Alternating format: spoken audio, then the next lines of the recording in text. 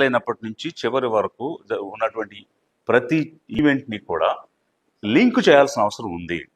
So ఆ broken chain linking అనేది జరగకుండా ప్రతి డాట్ని ఒకదానికొకటి కనెక్ట్ చేసి కంప్లీట్గా ఎస్టాబ్లిష్ చేయకుండా ఇన్వెస్టిగేషన్ని పూర్తి చేయడానికి వీల్లేదు, ముగించడానికి వీల్లేదు, కేసుని క్లోజ్ చేయడానికి వీల్లేదు. అది మనకి క్రిమినల్ ఇన్వెస్టిగేషన్ ప్రొసీజర్ చెప్తున్నటువంటి అంశం.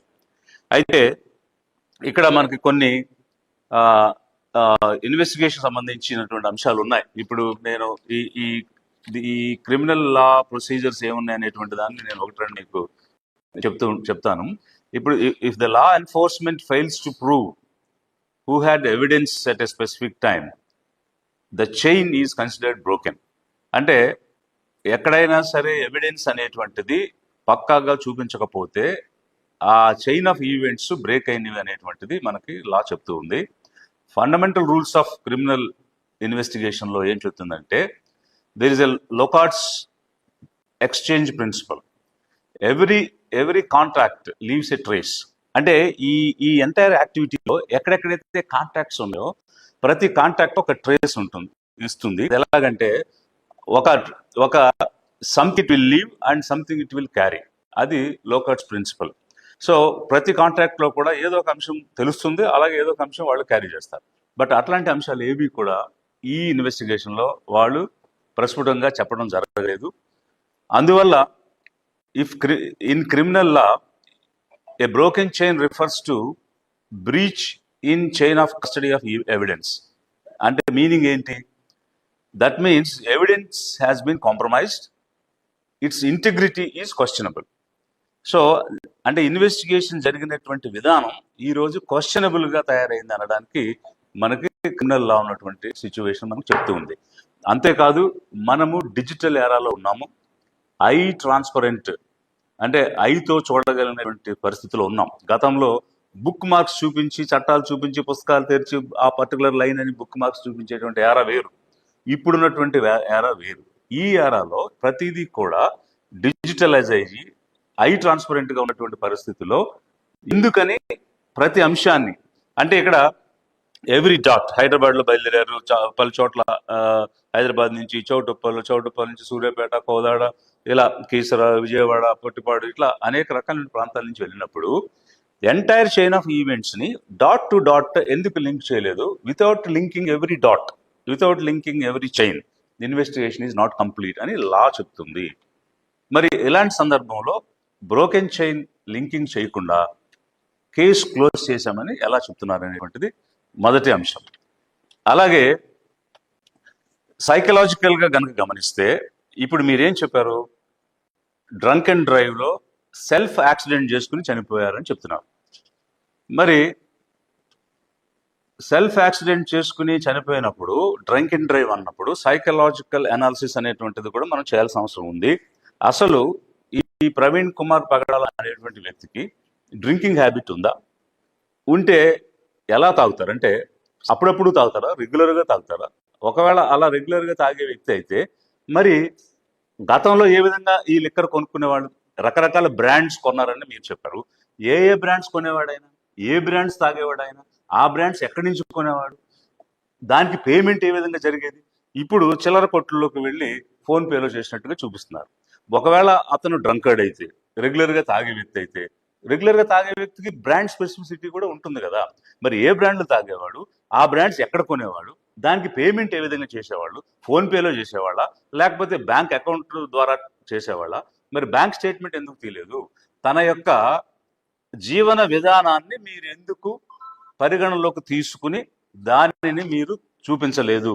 ఎందుకనంటే కేవలం 4-5 షాపులకు వెళ్ళి చిల్లర కొట్లో కొన్నటువంటి అంశాలు చూపించి తాగేసి సెల్ఫ్ యాక్సిడెంట్ చేసుకున్నాడు అని చెప్తున్నారు. మరి అంతేకాకుండా మీరు ఏం చెప్తున్నారు అని అంటే ఒక ఈవెంట్స్ని ఒకదాని తర్వాత ఒకటి చెప్పుకుంటూ పోతూ కంక్లూజన్స్ ఇచ్చేస్తున్నారు. అంతేగాని కనెక్టింగ్ లింక్స్ ఇవ్వడం లేదు. ఒకదానికొకటి కనెక్షన్ నుంచి క్యాస్కేడింగ్ నుంచి కంక్లూజన్ అనేటువంటి రాకుండా చెప్పడం కంక్లూజన్ ఇవ్వడం అనేటువంటిదే దీనిలో మనం చూసాం. అందువల్లే ఇన్ని ప్రశ్నలు అరైజ్ అవ్వడానికి అవకాశం వచ్చింది. మరొక అంశము, అసలు అతని యొక్క హ్యాబిట్స్ ఏంటి? బైక్ ఎందుకు నడిపారు? ఇప్పుడు 450 ఇంచుమించు 50 కిలోమీటర్లు సింగిల్ హ్యాండెడ్గా డ్రైవ్ చేసుకుని రావాలని ఎందుకు అనుకున్నారు? అంటే గతంలో ఈయన బైక్ నడిపేవాడా? నడిచి ఏ విధంగా నడిపేవాడు? తన అటైర్ ఏంటి? ఒక్కరే వెళ్ళేవారా, లేకపోతే కలిసి వెళ్ళేవారా? లాంగ్ డిస్టెన్స్ ట్రావెల్స్ ఉన్నాయా? ఉంటే అసిస్టెన్స్ ఉంటుందా? సింగిల్గా వెళ్తారా? ఇట్లాంటి అంశాలు ఏవి కూడా మీరు చేయలేదు.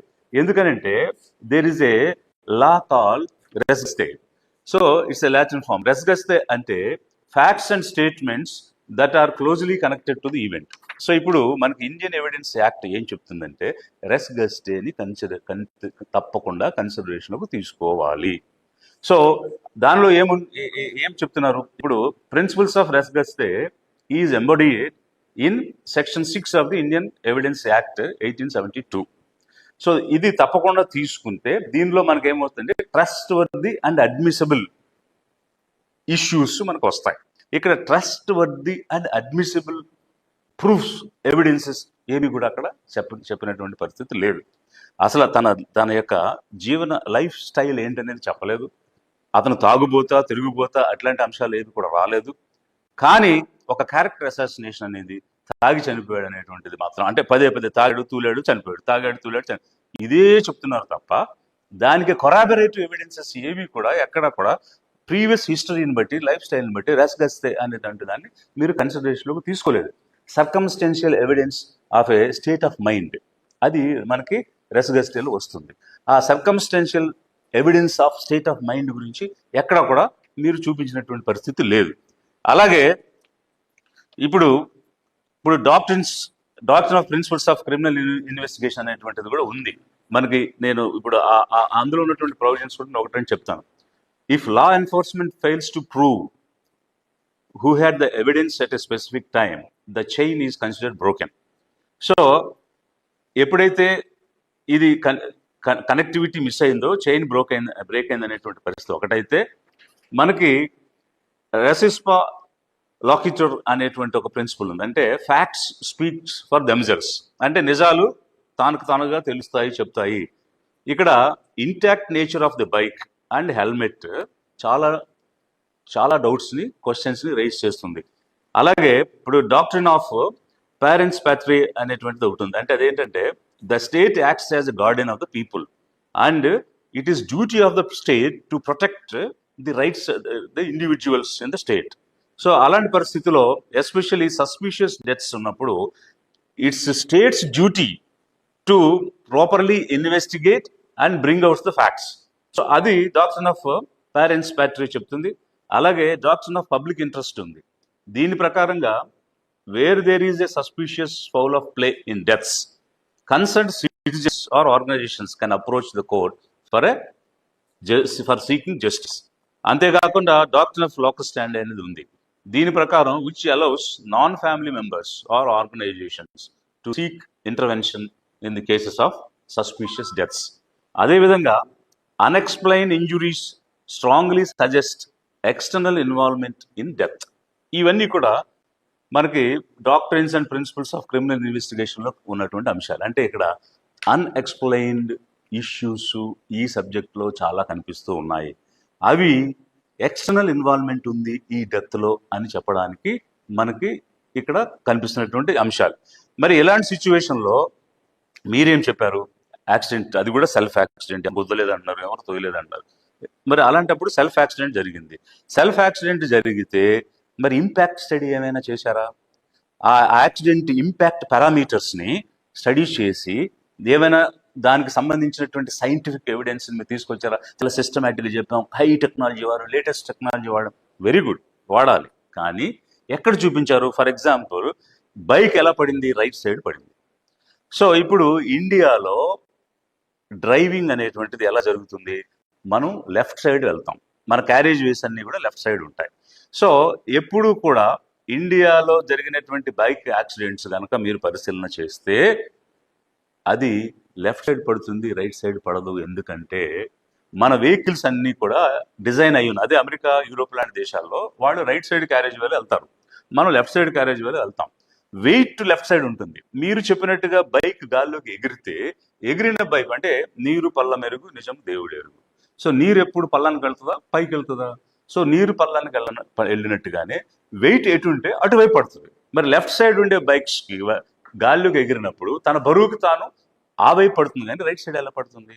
రెండోది, అది దానికి మడ్ గార్డ్స్ కూడా ఉన్నాయి. మరి ఆ మడ్ గార్డ్స్ బాడీ మొత్తం మీద బైక్ పడినప్పుడు ఎలాంటి ఇంపాక్ట్ క్రియేట్ చేయలేదు ఆ బాడీ మీద, ఏ రకమైనటువంటి మడ్ గార్డ్ ఇంజురీస్ కూడా అక్కడేమో కనిపించడం లేదు. హెల్మెట్ ఏమో ఇంటాక్ట్గా ఉంది, గ్లాసెస్ ఇంటాక్ట్గా ఉన్నాయి. మాస్క్ ఫస్ట్ మినిట్ నుంచి లాస్ట్ మినిట్ వరకు ఉన్న మాస్క్ చిన్న గీత కూడా పడలేదు, చిన్న చినుగు కూడా లేదు. మరి ఏ విధంగా చెరగకుండా యాజ్ ఇట్ ఈస్గా అక్కడ పెట్టబడి ఉంది. మీరేమంటారు? బొక్కబారులుగా పడ్డారు, బైక్ ఎగిరి మీద పడి. మరి బొక్కబారులుగా పడి ముఖానికి గాయాలైతే మరి ఇప్పుడు వెల్లకెల్లా ఉన్నాడు కదా, వెల్లకెల్లా ఉన్న వ్యక్తి మీద బైక్ ఎట్లా వచ్చి పడింది? ఈ ఈ ఈ రకమైనటువంటి స్టడీస్ ఏవి కూడా, ఇంపాక్ట్ స్టడీస్ ఏమి మనం చేయలేదు. ఇప్పుడు మనం ఫిజిక్స్ కానీ అరిథమెటిక్స్ కానీ చదువుకున్నటువంటి వాళ్ళందరికీ కూడా ఈ అంశాల మీద అవగాహన ఉంటుంది. అంటే బీకామ్ ఫిజిక్స్ కాదు, ప్రాపర్ ఫిజిక్స్ చదివినటువంటి వాళ్ళకి. సో దానిలో ఏం చెప్తుందంటే మనకి టైము, డిస్టెన్స్, వెలాసిటీ వీటన్నిటితో పాటు కొలిజన్, ఇంపాక్ట్ పారామీటర్స్ అనేటువంటి అంశాలు మనకు క్లియర్గా అర్థమవుతాయి. ఇప్పుడు ఇది కనుక ఒకసారి మీరు చూస్తే there is an angle of impact. So ఇక్కడ మనకి ఇప్పుడు ఐన్స్టీన్ థియరీ ఉంది, E = mc² అని. అలాగే ఇప్పుడు రూదర్ఫర్డ్స్ స్కాటరింగ్ అనేటువంటిది మనకి జనరల్గా న్యూక్లియర్ ఫిజిక్స్లోను, అలాగే మెకానిక్స్లోను, క్లాసికల్ మెకానిక్స్లోను చెప్పేటువంటి అంశం ఇది. సో దీని ప్రకారంగా ఏ విధంగా అంటే ఇక్కడ రెండు రకాల హెడ్ ఆన్ కొల్యూజనా లేకపోతే ఒక ఆబ్జెక్ట్ని కొల్యూజనా? ఇక్కడ హెడ్ ఆన్ కొల్యూజన్ లేదు, వెళ్ళి ఒక ఆబ్జెక్ట్ని కొల్యూడ్ అవ్వడం జరిగింది. హెడ్ ఆన్ కొల్యూజన్లో ఇంపాక్ట్ పారామీటర్ 0 ఉంటుంది. బట్ ఇక్కడ హెడ్ ఆన్ కొల్యూజన్ కాదు కాబట్టి ఇంపాక్ట్ పారామీటర్ 0 కంటే ఎక్కువ ఉంటుంది. మరి దాన్ని ఏ విధంగా మీరు సైంటిఫిక్గా అనలైజ్ చేశారనేది ఒక అంశం అయితే, ఇక్కడ క్లియర్గా ఏం చెప్తుందంటే the perpendicular distance between the path of a objective, example car కానీ, అలాగే the centre of target another vehicle కానీ అనదర్ ఆబ్జెక్ట్ కానీ at the point of closest approach is the key parameter for understanding the dynamics of the collision. So collision అర్థం చేసుకోవడానికి key parameter అది ఉంటుంది. It's value అంటే the parameter value influence the severity and direction of the impact, అది చెప్తుంది. So దీని ప్రకారంగా మనము యాక్సిడెంట్ని రీకన్స్ట్రక్షన్ చేయాలి. సో ఇక్కడ యాక్సిడెంట్ రీకన్స్ట్రక్షన్ అంటే మీరు సెల్ఫ్ యాక్సిడెంట్ అని చెప్తున్నారు కాబట్టి దాని రీకన్స్ట్రక్షన్ జరిగిందా, ఆ రీకన్స్ట్రక్షన్ ఎలా చేయాలని, in accident reconstruction understanding the impact parameter can help determine angle of impact, అలాగే speed of the vehicles and potentiality of impact. These are the crucial things for reconstructing the event.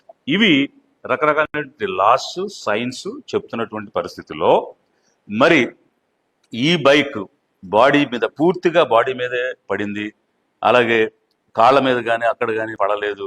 మరి ఇట్లాంటి సిచ్యువేషన్లో ఏ scientific principal ప్రకారం జరిగినటువంటి యాక్సిడెంట్లో మనిషి వెలకలా పడి దాని మీద బాడీ పడింది? మరి యాక్సిడెంట్ రీకన్స్ట్రక్షన్ అనేటువంటిది చూపించాలి కదా.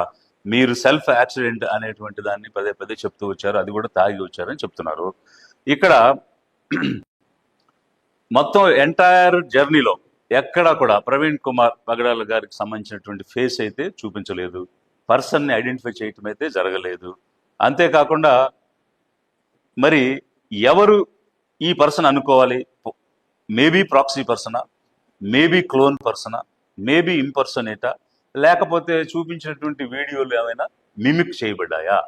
ఎందుకనంటే అతను ప్రవీణ్ కుమార్ పగడాల అన్నదానికి ఎక్కడ కూడా నిదర్శనం లేదు, ఎవిడెన్స్ లేదు, ఫేస్ లేదు. మరి ఆ వ్యక్తి అసలు ఇంటి దగ్గర నుంచి బయలుదేరింది అతనా కాదు, అసలు ఎప్పుడు ఈ వ్యక్తి మాయమైపోయాడు, ఎప్పుడు ఈ వ్యక్తి బయలుదేరాడు అనేటువంటి దానికి ఎక్కడ కూడా ఎలాంటి ఆధారాలు కానీ ఎలాంటి ఎవిడెన్స్ కానీ, అలాగే ఇదిగో మనిషి అని చూపించినటువంటి ఆధారాలు కానీ ఏమీ కూడా లేవు. అసలు ఫండమెంటల్గా ఒక ప్రశ్న జనాలందరికీ ఎదురవుతుంది ఏంటంటే 20 రోజులు టైం తీసుకుని ఇన్వెస్టిగేషన్ చేసి కొత్తగా ఏమి చెప్పారు అనేది ఎదురవుతున్న ప్రశ్న. ఎందుకనంటే ఈరోజు మీరు చూపించినటువంటి వీడియోస్ కానీ మీరు చెప్తున్నటువంటి విజువల్స్ కానీ ఇవన్నీ పబ్లిక్ ఆల్రెడీ చూసేశారు, వైరల్ అయిపోయినాయి, మన 2 రాష్ట్రాల్లోనూ వైరల్ అయిపోయినాయి. సో సోషల్ మీడియాలో వైరల్ అయిపోయిన వీడియోలు ఉన్నాయి అని పత్రికా విలేకరులు మిమ్మల్ని ప్రశ్నించినప్పుడు మేము ఏ విజువల్స్ అయితే చెప్పామో అవి నిజం కానీ అవేవి నిజం కాదని ఆ రోజు మీరే చెప్పారు. I'm telling who ever is involved in the investigation, the particular police officer, నేను పర్టికులర్ పోలీస్ ఆఫీసర్ అని నేను చెప్పడం లేదు. So the police officers have stated saying మావి కరెక్ట్, బయట వచ్చింది కరెక్ట్ కాదని. బట్ ఈ రోజు ఫైనల్ ఇన్వెస్టిగేషన్లో ఏవైతే సోషల్ మీడియా ద్వారా వైరల్ అయిన వీడియోస్ ఉన్నాయో అవి చూపించి ఇదే తాగి తూలి యాక్సిడెంట్ అయి చనిపోయాడు అనేటువంటి అంశాన్ని మీరు చెప్తూ వస్తున్నారు. మరి అలాంటప్పుడు కొత్తగా తీసుకొచ్చినటువంటి అంశం ఏముంది ఇందులో? అంతేకాకుండా ఇప్పుడు article 21 of the constitution life and Liberty గురించి మాట్లాడుతుంది. లైఫ్ అండ్ లిబర్టీ అనేది బ్రతుకున్నటువంటి వ్యక్తి కాదు, చనిపోయినటువంటి బాడీని, వ్యక్తిని కూడా రెస్పెక్ట్ చేయాలనేటువంటిది ఆర్టికల్ 21 యొక్క ఉద్దేశం. సుప్రీంకోర్టు కూడా పలుమార్లు చెప్పింది. అయితే మీరు ఇప్పుడు ఒక నింద వేశారు, ఏమని? తాగి యాక్సిడెంట్ చేసుకుని సెల్ఫ్ యాక్సిడెంట్లో చనిపోయారని. ఇంకా నయం, సూసైడ్ చేసుకున్నాడని చెప్పలేదు. ఎందుకంటే ఎవరో గుద్దలేదు, తనకు తాను పడిపోయాడు, మీద బైక్ కూడా వేసుకుని చనిపోయాడు అని చెప్తున్నారు మీరు. ఇక్కడ ఎదురయ్యేటువంటి ప్రశ్నలు ఏంటంటే, ప్రీవియస్ హిస్టరీ, దానికి రిలేటెడ్ కొరాబరేషన్స్ ఏమీ లేకుండా క్యారెక్టర్ అసాసినేషన్ ఎలా చేస్తారు? ఇది ప్రజలు తీవ్రంగా బాధ పెడుతున్నటువంటి అంశం. ఎందుకనంటే ఒకవేళ అతను నిజంగానే హ్యాబిచువల్ డ్రింకర్ అయ్యండి, గతంలో తాగి ఉంటే ఆ తాగినటువంటి విధానం, ఆయన వాడుతున్న బ్రాండ్స్, ఇవన్నింటి గురించి కూడా చెప్పుకుంటూ వచ్చి, సో రెగ్యులర్గా ట్రావెల్లో తాగుతారు. కారులో వెళ్తారా, బైక్లో వెళ్తారా? వెళ్ళినప్పుడు కారులో వెళ్ళేటప్పుడు ఎలాంటి చోట కొనుక్కుంటారు, బైక్లో వెళ్ళేటప్పుడు ఎలాంటి చోట కొనుక్కుంటారు, ఎలాంటి బ్రాండ్స్ తాగుతారు, ఇవేమి కూడా మీరు చెప్పలేదు. మరి చెప్పకుండా చనిపోయినటువంటి వ్యక్తి మీద ఒక వ్యక్తిత్వ హననం చేసి, క్యారెక్టర్ అసాసినేషన్ చేసి తాగి చనిపోయాడు అని చెప్పేది తీవ్రంగా బాధపెడుతున్నట్టు అంశం. ఈ విషయంలో మీరు సరైనటువంటి ఎవిడెన్స్ తోటి అతను రెగ్యులర్గా రోజుకి ఎంత తాగుతాడు అనేటువంటి అంశాలు చెప్పకుండా ఒక వ్యక్తిత్వ హననం చేయడం అనేటువంటిది it's a state's irresponsible behaviour అనేటువంటి భావన లిబరేషన్ కాంగ్రెస్ పార్టీ అలాగే పబ్లిక్ అనుకుంటున్నారు. From the public point of view, I'm demanding the state to say apology to the people for assassinating his character. అదేవిధంగా మరి ఈ ఇన్వెస్టిగేషన్ అంతా కూడా యాక్సిడెంట్ అన్నదే పోలీస్ ఆఫీసర్స్ నుంచి వింటున్నాం తప్ప హత్యా కోణంలో ఇన్వెస్టిగేషన్ జరిగిందా? హత్యా కోణంలో మేము ఇన్వెస్టిగేషన్ చేశాము. ఏ రకంగా అంటే జనరల్గా పబ్లిక్ ప్రాసిక్యూషన్ సైడ్ నుంచి ఎప్పుడూ కూడా ఇన్అడ్మిసిబుల్ ఎవిడెన్సెస్ అనేటువంటివి లేకుండా ఇన్వెస్టిగేషన్ చేస్తారు, సో దట్ అదర్స్ అడ్వాంటేజ్ తీసుకోకుండా ఉండడం కోసం. ఇక్కడ అన్ని అడ్మిసిబుల్ గానే కనిపిస్తూ ఉన్నాయి. మరి హత్యా కోణంలో ఇన్వెస్టిగేషన్ చేసినట్టు కానీ దానికి అనుగుణంగా మీరు ఏం ఫైండింగ్స్ ఇచ్చారనేటువంటిది కానీ ఎక్కడ కూడా చెప్పలేదు. ఫర్ ఎగ్జాంపుల్, మీరు మొదటి ప్రిలిమినరీ రిపోర్ట్ ఇచ్చినప్పుడు ఆల్కహాలిక్ అనేటువంటి అంశం చెప్పలేదు. మన రెండు రాష్ట్రాల్లో జరిగినటువంటి అంశాలు కనుక ఒకసారి చూస్తే, మంత్రి నారాయణ గారి కుమారుడు హైదరాబాద్లో చనిపోయినప్పుడు వెంటనే మద్యం తాగి చనిపోయాడని ధృవీకరించారు. అదేవిధంగా సినీ నటుడు మోహన్ బాబు గారు కుమారుడు మరణించినప్పుడు కూడా ఇలాగే ధృవీకరించారు. మోహన్ బాబు, నేను Babu Mohan, sorry Babu Mohan, I'm very sorry. Cine నటుడు బాబు మోహన్ గారు బై మిస్టేక్ కుమారుడి విషయంలో కూడా అలాగే వెంటనే చెప్పారు. అలాంటిది మరి ప్రవీణ్ కుమార్ పగడాల గారు మరణించినప్పుడు ప్రిలిమినరీ పోస్ట్ మార్టంలో, అంటే మామూలుగా తాగుతూ డ్రైవ్ చేస్తే అప్పటికప్పుడు బ్రెదర్ అనాలిసిస్ చేసి తాగాడని చెప్తారు. బాడీ మీ టేబుల్ మీదకి వచ్చింది, అప్పుడు ఎందుకు ఆల్కహాలిక్ అనేటువంటి విషయాన్ని మీరు చెప్పలేదు. మరి తలకి పెదాలకు మాత్రమే గాయాలు ఉన్నాయని ఇప్పుడు చెప్తున్నారు, అంతకుముందు తలకి గాయం ఉన్నటువంటి అంశాన్ని కూడా మీరు చెప్పలేదు. మరి ఫోన్ పే అంటున్నారు. మరి అసలు ఆ వ్యక్తి ప్రాక్సియా క్లోనా అనేటువంటిదే తెలియదు. ప్రవీణ్ కుమార్ పగడాలని ఎక్కడా మీరు నిరూపణ చేయలేదు, ఫేస్ చూపించలేదు. మరి ఫోన్ హ్యాక్ చేసుకుని లేకపోతే అతని ఫింగర్ ప్రింట్ తీసుకుని దాని మీద నుంచి పేమెంట్ చేసి ఉండొచ్చు కదా. దానిని మనం ఎవిడెన్స్గా ఏ విధంగా తీసుకోగలుగుతాము అనేటువంటిది ప్రజల్లో ఎదురవుతున్నటువంటి ప్రశ్నలు. వీటితో పాటు మరికొన్ని ప్రశ్నలు ప్రజల్లో ఉన్నాయి.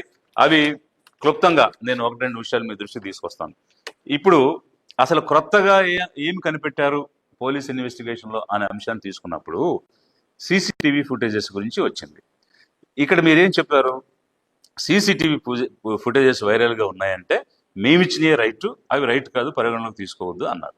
అలాంటి ఈ రోజు ఏం చెప్పారు, ఏవైతే వైరల్ అయినాయో అవే ఇన్వెస్టిగేషన్ లో వచ్చినటువంటి అంశాలు చెప్తున్నారు.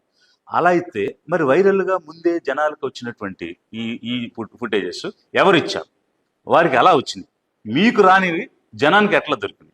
మీరు హై టెక్నాలజీ వాడారు, వందల మందిని ఇన్వెస్టిగేషన్ లో పెట్టారు, అలాగే రీసెర్చ్ చేశారు, కానీ ఏమీ లేనటువంటి వాళ్ళు పబ్లిక్ సింపుల్ గా ఈ సోషల్ మీడియాలో ఎలా చూపించగలిగారు? సో అంతే విధంగా మరి వీటన్నిటికీ కూడా ప్రాపర్ గా సమాధానం రావాలి.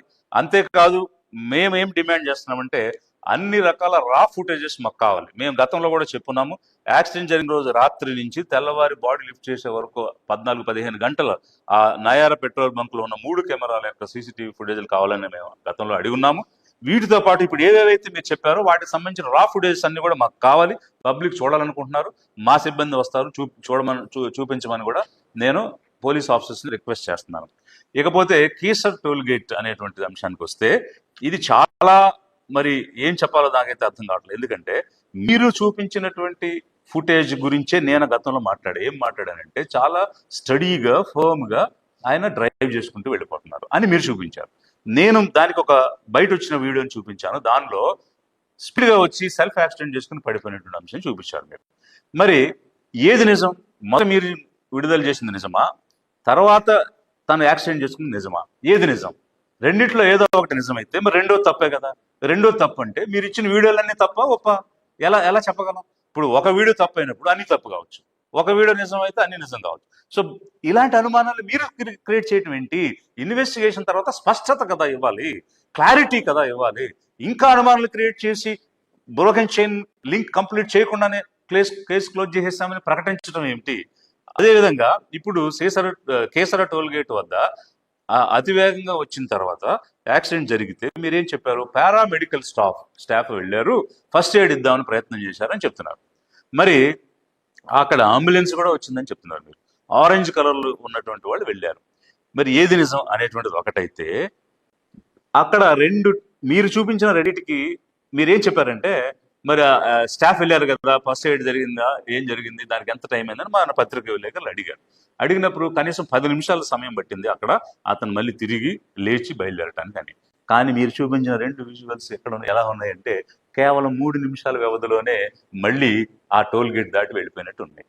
10 నిమిషాలు పట్టిందని మీరే చెప్పి విజువల్స్ లో 3 నిమిషాల్లో అతను టోల్ గేట్ దాటి వెళ్ళిపోయాడనంటే ఇంత contradictory statements investigating team of police officers irresponsible గా ఎలా చెప్తారు పబ్లిక్ కి?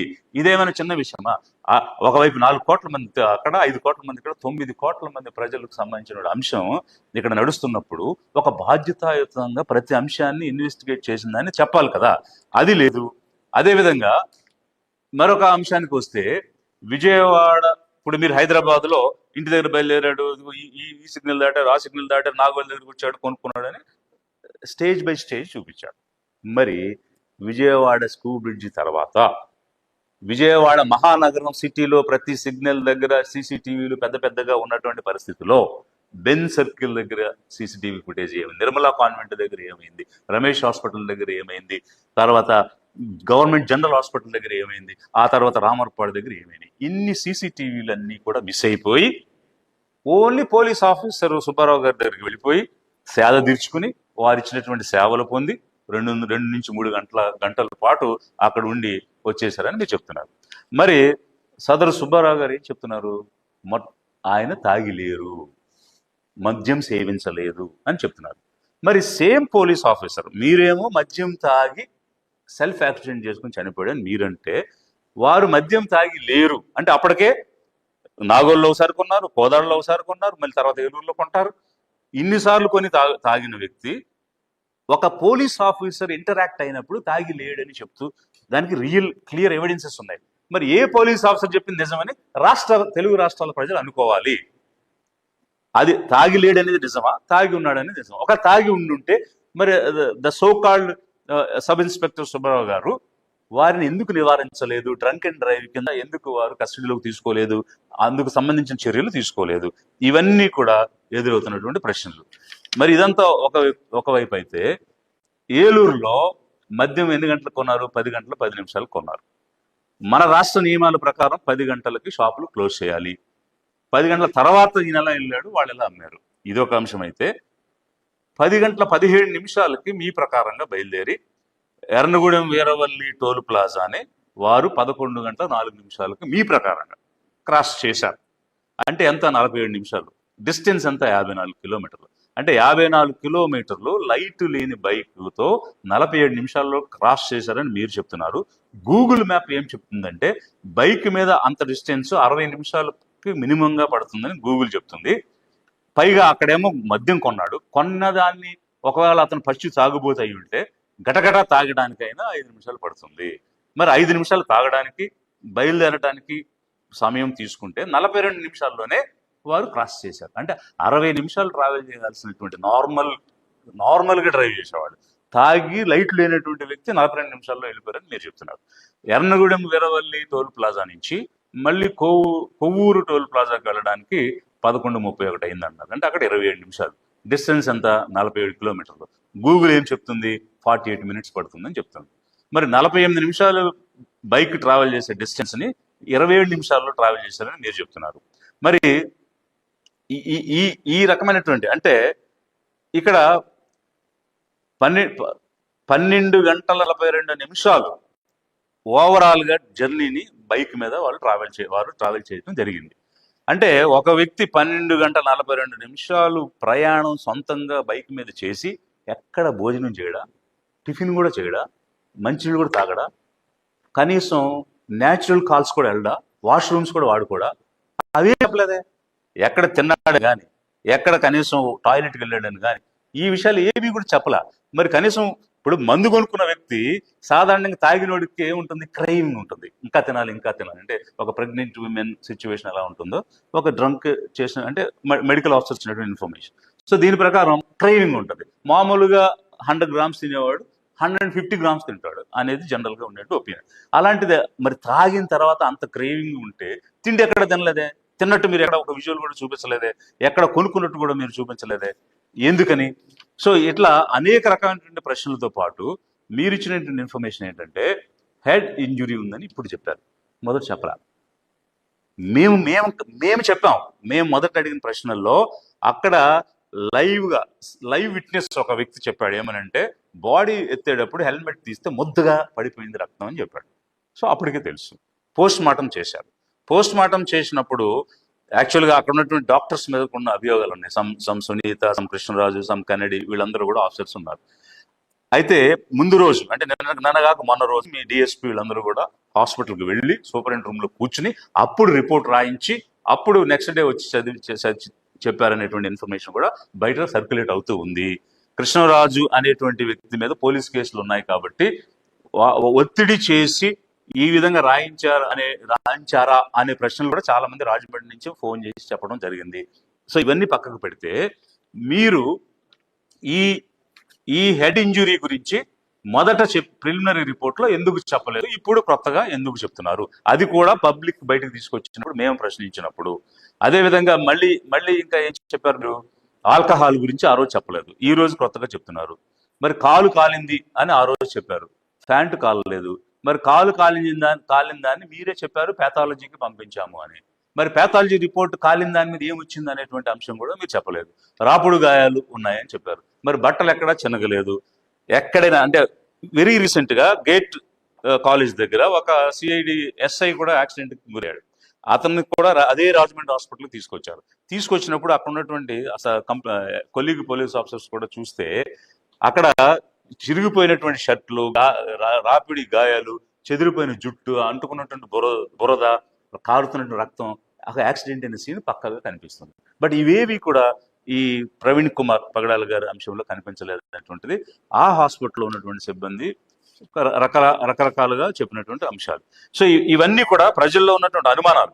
నేను ప్రజల పక్షాన లిబరేషన్ కాంగ్రెస్ పార్టీ నుంచి మాట్లాడుతూ ఉన్నాను, రాష్ట్రాన్ని ప్రశ్నిస్తున్నాను. I'm questioning the state because it's state's responsibility to protect the individuals and especially in suspicious death. It's a responsibility of the state to dispel the doubts. So అట్లాంటి సిచ్యువేషన్లో మరి ఇవన్నీ కూడా ఎందుకు క్లియర్గా చెప్పడం లేదనేటువంటిది ఒకటైతే, ఒక రెస్పాన్సిబుల్ సిటిజన్గా ఆర్టికల్ 51A ఫండమెంటల్ డ్యూటీస్ ప్రతి సిటిజన్కి ఇచ్చింది. మేము లిబరేషన్ కాంగ్రెస్ పార్టీ ద్వారా ఫండమెంటల్ రైట్స్, ప్రతి వ్యక్తికి హక్కులు రావాలి అని ఎలా పోరాడి చేస్తున్నామో, సిటిజన్ చేయాల్సిన డ్యూటీస్ గురించి కూడా మేము ఖచ్చితంగా మాట్లాడతాం. సో అందులో భాగంగా ఇలాంటి ఇన్సిడెంట్స్ మళ్ళీ మళ్ళీ జరగకూడదు, పునరావృతం కాకూడదు, లా అండ్ ఆర్డర్ ప్రొటెక్ట్ కావాలి అనేటువంటి అంశంలో భాగంగా prevention is better than cure. కాబట్టి మనము జబ్బు వచ్చిన తర్వాత నయం చేసుకునే కంటే రాకుండా కాపాడుకోవడం అవసరం. ఇలాంటి ఉదంతాలు పునరావృతం కాకుండా చర్యలు అప్రమత్తం ప్రజలు అవ్వాల్సిన అవసరం ఉంది. అందుకోసం నేను రాష్ట్రాన్ని ఐఎమ్ క్వశ్చనింగ్ ది స్టేట్. మీరు ఇలాంటి అంశాలను పునరావృతం కాకుండా నిజాలు అబద్ధాలు ఏమిటనేటువంటిది స్పష్టంగా ప్రజలకు తెలియచేయాలి. ఎందుకనంటే it's a crime against the state. So ఇట్లాంటి సిచ్యువేషన్లో ఒక ఎవాంజలిస్ట్, అది ఏ మతం చెందినవాడైనా కావచ్చు, అతను వ్యక్తిగతం కాదు, అతను ఒక కుటుంబానికి పరిమితం కాదు, is a public person, who ever it is, what ever may the religion. So అట్లాంటి సిచ్యువేషన్లో ఒక పబ్లిక్ యాక్టివిటీ జరిగినప్పుడు, ఒక పబ్లిక్ ఇంట్రెస్ట్ ఇన్వాల్వ్ అయినప్పుడు, it's responsibility of the state to dispel the doubts. అది లిబరేషన్ కాంగ్రెస్ పార్టీ డిమాండ్ చేస్తూ ఉన్నది. అంతేకాకుండా ఇక్కడ వ్యక్తిగతంగా చూస్తే, అంటే నాకు వ్యక్తిగతంగా అయితే with any police officer I have good relations. For that example, that IGP Ashok is a seasoned officer, he has a good track record. But ఇక్కడ ప్రజల అభిప్రాయం ఏ విధంగా ఉందంటే, ఇన్వెస్టిగేషన్ కాంప్రమైజ్ అయ్యింది, స్టేట్ ప్రొటెక్ట్ చేయాల్సిన స్టేట్ ఈ రోజు నిజాలు చెప్పలేదు, అనుమానాలు తీర్చలేదు. ఇది ప్రజల్లో ఒక నిజంగానే యాక్సిడెంటా మీరు ప్రూవ్ చేయండి. నేను చెప్పినటువంటి సైంటిఫిక్ ప్రిన్సిపల్స్ ప్రకారంగా ప్రూవ్ చేసి ప్రజల్లో అనుమానాలు తీసేయండి. లేదు హత్య కోణంలో మీరు ఇన్వెస్టిగేట్ చేయండి, ఒకవేళ ఎవరు చేస్తున్నారు అనేటువంటి దాన్ని క్లియర్గా చెప్పండి. సో అవేవి చెప్పకుండా మీరు బ్రోకెన్ చైన్ లింక్ చేయకుండా ఇన్వెస్టిగేషన్ క్లోజ్ చేస్తున్నాం అనేటువంటిది ఎంతవరకు కరెక్ట్? ఒకవేళ మరి స్టేట్స్ రెస్పాన్సిబిలిటీ తీసుకుని సరైనటువంటి సమాచారం ఇవ్వలేకపోతే సిటిజన్స్గా మేము ఫ్యాక్ట్ ఫైండింగ్ జాయింట్ యాక్షన్ కమిటీని ఫామ్ చేసి సీన్ రికన్స్ట్రక్షన్ చేసి నిజాలు ఏమిటనేటువంటివి ప్రజలకు తెలియజేసేటువంటి ప్రక్రియలోకి వెళ్లాల్సి వస్తుంది. ప్రజలందరూ కూడా కోరుకుంటున్నారు, ఒక జేఏసీని ఫామ్ చేయండి, ఫ్యాక్ట్ ఫైండింగ్ చేయండి, సీన్ రికన్స్ట్రక్ట్ చేయండి, end to end broken chain లేకుండా, ఇన్ అడ్మిసిబుల్ ఎవిడెన్స్ కాకుండా అడ్మిసిబుల్ ఎవిడెన్స్ తోటి రండి అని చెప్పేసినటువంటిది ప్రజల నుంచి డిమాండ్ వస్తుంది. కాబట్టి మీరు మేము అడిగినటువంటి ప్రశ్నలన్నిటికీ, అనుమానాలన్నిటికీ స్పష్టత ఇస్తారా, లేక ఈ సోషల్ యాక్టివిస్టులు కానీ ఆర్గనైజేషన్స్ కానీ ముందుకు వచ్చి ఒక జాయింట్ యాక్షన్ కమిటీగా ఫామ్ అయ్యి ఫ్యాక్ట్ ఫైండింగ్ మిషన్ ద్వారా పబ్లిక్కి నిజాలు తెలియచేయాలా? I'm leaving it to the state, depending upon the action response of the state మేము ముందుకు వెళ్తాం అనేటువంటి అంశాన్ని కూడా మీకు తెలియజేస్తూ ఉన్నాను. అదేవిధంగా మరొక 2 అంశాలు కూడా రాష్ట్ర ప్రజలు ఎదురు చూస్తున్నటువంటిది, తిరుపతి లడ్డు ప్రసాదంలో కల్తీ జరిగింది అనేటువంటి అంశం విచారణ చేయకుండా మీరు మాట్లాడారు. మరి దానికి సుప్రీంకోర్టు తప్పుపట్టి ఒక కమిటీని వేయండి, విచారణ చేయమని చెప్పింది. మీరు కమిటీ వేశారు, విచారణ చేశారు, దానికి టైం ఇచ్చారు. మరి టైం ఇచ్చిన తర్వాత ఆ రిపోర్ట్ ఎందుకు రాలేదు? ఈ అంశం దేశంలోనే కాదు, ప్రపంచవ్యాప్తంగా లార్డ్ వెంకటేశ్వరాన్ని పూజించేటువంటి ప్రతి ఒక్కరూ కూడా నిజం తెలుసుకోవాలని కోరుకుంటున్నారు. కాబట్టి లడ్డూ ప్రసాదంలో కల్తీ జరిగిందా లేదా తెలియాలి, ప్రజలకు చెప్పాలి, లిబరేషన్ కాంగ్రెస్ పార్టీ డిమాండ్ చేస్తుంది. అదేవిధంగా వక్ఫ్ బిల్లు పార్లమెంటులో ఆమోదానికి వచ్చింది. మరి మేము సెక్యులర్ పార్టీలని చెప్పుకునేటువంటి తెలుగుదేశం కానీ, జనసేన కానీ, వైసీపీ కానీ ఏవైతే ఉన్నాయో వాళ్ళందరూ కూడా ముస్లిం మైనారిటీల యొక్క హక్కులను హరించే విధంగా అక్కడ చర్యలు జరుగుతున్నప్పుడు దానిని మీరు ఎందుకు వ్యతిరేకించలేదు? దానికి అనుకూలంగా మీరు ఎందుకు పార్లమెంట్లో, రాజ్యసభలో ఓట్లు వేశారు, లోక్సభలో, రాజ్యసభలో అనేది ఒకవైపు అయితే, మేము కొన్ని సవరణలు చెప్పాము అని అన్నారు. అసలు మీరు ఏం సవరించమని అడిగారు? ఆ సవరణలు చేశారా, చేయలేదా? చేయనప్పుడు మీరు ఎందుకు ఆ బిల్లుకి మీరు అనుకూలంగా ఓట్లు వేశారు? ఎవరిని మోసం చేయడానికి మీరు సెక్యులర్ అని చెప్పుకుని ఉంటున్నారు? మైనారిటీలు ఆలోచించాలి, రాష్ట్ర ప్రజలు ఆలోచించాలి. ఎవరి వైపున ఉండి పనిచేస్తున్నారు, ఎవరిని వాడుకోవడానికి, దోచుకోవడానికి ప్రయత్నం చేస్తున్నారు. నిజాలు అనేటువంటి ప్రజలు చెప్పకుండా మభ్య పెట్టాల్సిన అవసరం ఎందుకుంది? ఏ విషయంలో అయినా సరే, లడ్డూ ప్రసాదం విషయంలో నిజమేంటి చెప్పండి, ప్రవీణ్ కుమార్ పగడాల గారి మరణంలో నిజమేంటో చెప్పండి. ప్రజలు నిజం కోరుకుంటున్నారు, అంతేకాని ఏదో మసిపూసి మారేడుకాయ చేసేటువంటి విషయాలు కోరుకోవడం లేదు. We want the truth, let the truth only prevail. Thank you. సరే, ఇప్పుడు మీ కార్యాచరణ ఏంటంటే ఇప్పుడు ఈ ప్రెస్ మీట్ ద్వారానే ప్రభుత్వం స్పందించాలా, డిపార్ట్మెంట్ స్పందించాలా, లేకపోతే మేము ఏవైతే ఈరోజు పలు అంశాలు లేవనెత్తామో, సైంటిఫిక్ ఎవిడెన్సెస్ కానీ, క్రిమినల్ లా ప్రొసీజర్స్ కానీ, డాక్టరిన్స్ కానీ, వీటన్నిటినీ కూడా పరిగణలోకి తీసుకుని ఈ అంశాలన్నీ కూడా మీరు ఇన్వెస్టిగేషన్లో చేశారా, ఒకవేళ వాళ్ళు చేసి మనకు అన్ని వివరాలు చెప్పలేదా, ఈ అంశాలన్నీ కూడా మేము రాతపూర్వకంగా మేము కన్సర్న్ ఆఫీసర్స్కి అడగడం, స్టేట్ని అడగడం అనేటువంటి జరుగుద్ది. సరైనటువంటి సమాధానం రాకపోతే మేము ఎవరైతే సోషల్ యాక్టివిస్టులు ఉన్నారో, ఎవరైతే నిజ నిర్ధారణ కోసం కోరుకుంటున్నారో వీరందరి యొక్క సమక్షంలో కావాల్సినటువంటి విధంగా ఒక fact finding mission joint action కమిటీని ఏర్పాటు చేసే విధంగా వారందరితో కూడా సంప్రదించి ముందుకు వెళ్తాము.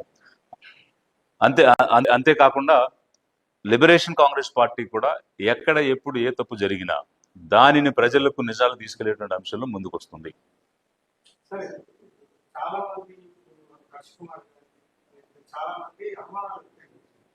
అనుమానాలు వ్యక్తం చేసిన వాళ్ళని వీళ్ళు రెచ్చగొడుతున్నారు, అపోహలు క్రియేట్ చేస్తున్నారని చెప్పేసి కేసు దాని మీద అంటే ఇప్పుడు అనుమానం వ్యక్తం చేయడం వేరు, ఇది జరిగింది అని డిక్లేర్ చేయడం వేరు. ఇప్పుడు నేను మాట్లాడిందంతా కూడా ప్రజలలో ఏ రకాల అనుమానాలు ఉన్నాయి, ఎలాంటి ప్రశ్నలు ఉన్నాయి అనేటువంటి అంశాన్ని స్టేట్ దృష్టికి నేను తీసుకొస్తూ ఉన్నాను ప్రజల పక్షాన. సో దీనికి బాధ్యత చెప్పాల్సినటువంటి అగత్యం రాష్ట్రానికి ఉంటుంది. సో అందువల్ల జవాబు చెప్పాలి, ఆ బాధ్యత వారికి ఉంది. ఎందుకంటే ప్రజల్లో ఇవన్నీ ఉన్నాయి. ఇప్పుడు 5 కోట్ల మంది ప్రజలు వచ్చి మాట్లాడలేరు, వారి తరపున ఉన్నటువంటి ప్రతినిధులు మాట్లాడతారు. సో ప్రజల ప్రతినిధిగా నేను వాళ్ళ మెదడులో ఉన్నటువంటి సంశయాలు, అనుమానాలు, ప్రశ్నలు నేను రాష్ట్రం దృష్టికి తీసుకొస్తున్నాను. State has to respond.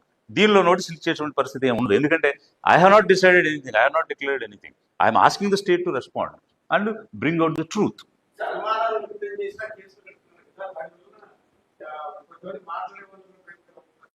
ఇప్పుడు ఆర్టికల్ 19 ఫండమెంటల్ రైట్స్ ప్రకారం మనము మాట్లాడేటువంటి హక్కే కాకుండా ఒక అసోసియేషన్ ఫామ్ చేసి ఒక ఫ్యాక్ట్ ఫైండింగ్ అసోసియేషన్ మనం ఫామ్ చేయొచ్చు, దానిని తెలుసుకునేటువంటి ప్రయత్నం చేయొచ్చు. దాని ద్వారా వచ్చినటువంటి కొరాబరేటివ్ ఎవిడెన్సెస్ తోటి ఇది నిజమని ప్రజలకు చెప్పొచ్చు. రాజ్యాంగం ఆ హక్కు ఇచ్చింది.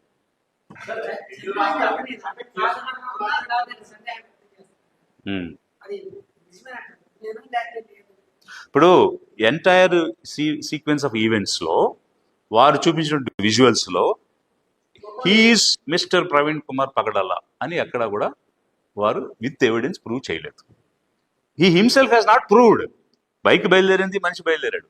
ఒక ప్రాక్సీయా, ఒక క్లోనా, ఒక ఇంపర్సనేటా మనకు తెలీదు, ప్రూవ్ చేయలేదు కూడా. అంటే ఇంకొకటి వైరల్ అవుతున్నటువంటి అంశం, విజయవాడలో ఎక్కడో మందు కొనుక్కునే సమయంలో మాస్క్ తీశారని అతని ముఖం ఉందని వైరల్ అవుతుంది. ఆ ముఖం అయితే ప్రవీణ్ గారి ముఖం కాదు.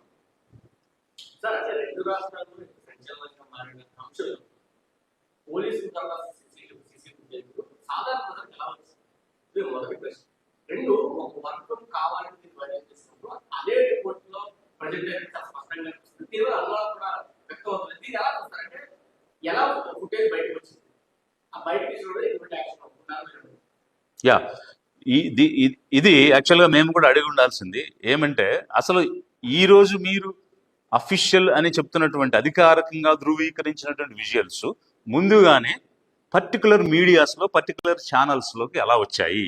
అది కూడా ఒక కేటగిరీకి సంబంధించిన ఛానల్సే వచ్చాయి, ఒక కమ్యూనిటీకి సంబంధించిన ఛానల్స్లోనే వచ్చాయి. అలా ఎందుకు వచ్చాయి అనేది ఒకటైతే, ఇవి ఎలా బయటకు వచ్చాయి, అలా వచ్చినందుకు ఇవి మీవైతే అధికారికంగా మీవని మీరు కనుక క్లెయిమ్ చేస్తే అప్పుడు దాని మీద ఎలాంటి చర్యలు తీసుకుంటారు? రెండవది, ఇది యాక్సిడెంటే అని గత 20 రోజులుగా ప్రూవ్ చేయాలని ప్రయత్నం చేస్తున్నటువంటి ఛానల్స్ యొక్క ఇంట్రెస్ట్ ఏంటి? మీకెందుకు? ఇప్పుడు ఏదైనా ఒక ఇన్సిడెంట్ జరిగింది, అది తప్పవప్పో తెలియదు, యాక్సిడెంట్ అయితే ఓకే, హత్య అయితే తెలియాలి. సో ప్రజలు కోరుకుంటున్నారు irrespective of the religion. So it's not a religious matter, it's a peoples matter, it's a public interest. So అందువల్ల ప్రజలకు నిజం తెలియాలి అన్నదే మా యొక్క వాదన. మీరు ముందుగా లీక్ అయితే ఎలా లీక్ అయింది అనేది కూడా ఇన్వెస్టిగేట్ చేయండి. దానికి బాధ్యులు ఎవరో చర్య తీసుకోండి. ఏం చర్య తీసుకున్నారో ప్రజలకు చెప్పండి.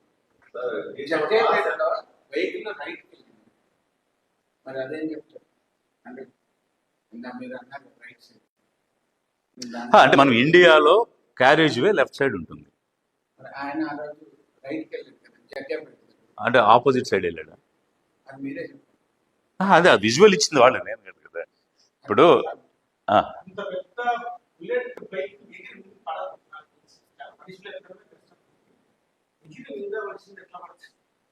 ఇప్పుడు అదే కదా, నేను ఇప్పుడు యాజ్ ఫర్ ఫిజిక్స్ ని అడిగాను కదా, ఫిజిక్స్ ప్రకారంగా అడిగా. అదే టీవీఎస్ 50 కాదు, ఇట్స్ బుల్లెట్.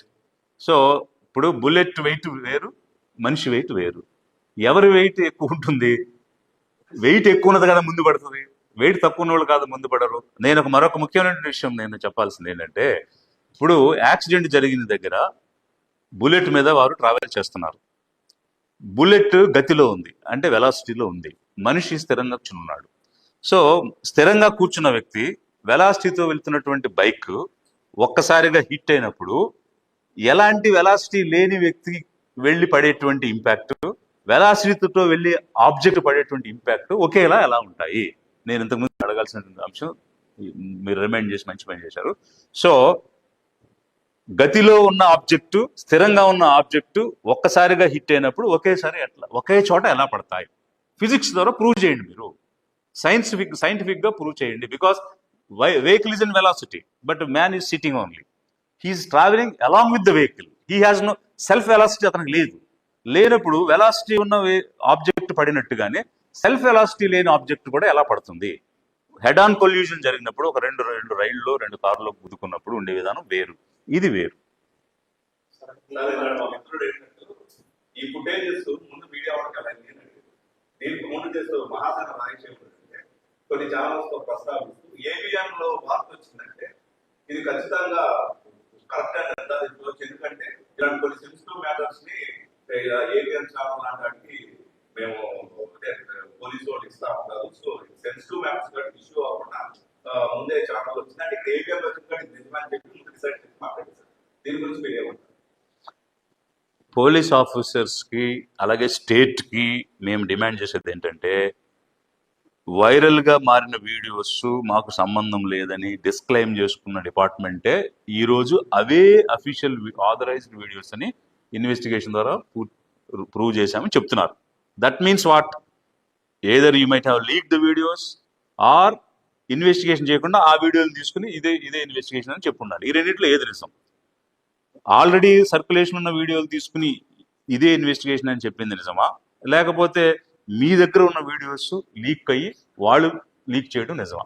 ఏది నిజమైనా కూడా జనాలకు చెప్పాలని ఒకవైపు అయితే, దానికి బాధ్యులు ఎవరు, ఆ రకమైనటువంటి తప్పు జరగడానికి బాధ్యులు ఎవరు, ఆ అధికారుల మీద స్టాఫ్ మీద చర్య తీసుకోండి.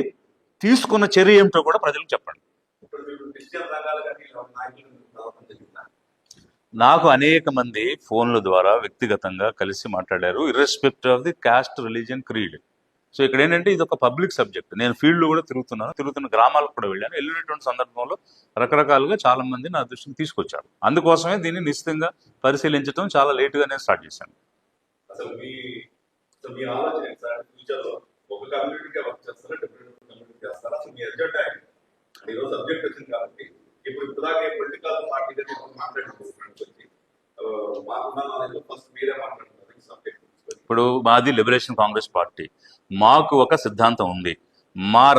మా పార్టీ రాజ్యాంగం ప్రకారంగా సమాజంలో అణగారినటువంటి వర్గాలు ఏమన్నా కూడా, వాళ్ళు ఎస్సీసా, ఎస్టీసా, ఓబీసీసా, మైనారిటీసా, ఓసీలో పేదల, irrespective of the cost, creed and sex, మేము పేదల తరఫున పనిచేస్తాము. అధిక జనాభాగా ఉన్నటువంటి పేదలు ఈ రోజు వరకు కూడా అధికారంలో భాగస్వాములు కాలేకపోయారు. ఓట్లు వేళయి అధిక శాతం జనాభా వీరు, కానీ పాలించేవాళ్ళు అల్పసంఖ్యాకులు. అందువల్ల అధిక జనాభాలో ఉన్న పేదలను అధికారం వైపు నడిపించాలనేటువంటి ఆలోచనతో మేము ముందుకు వస్తున్నాము. అన్ని వర్గాలు, అన్ని కమ్యూనిటీస్, అన్ని ప్రాంతాలతో ముడిపడి పనిచేసేటువంటి పార్టీ మా పార్టీ.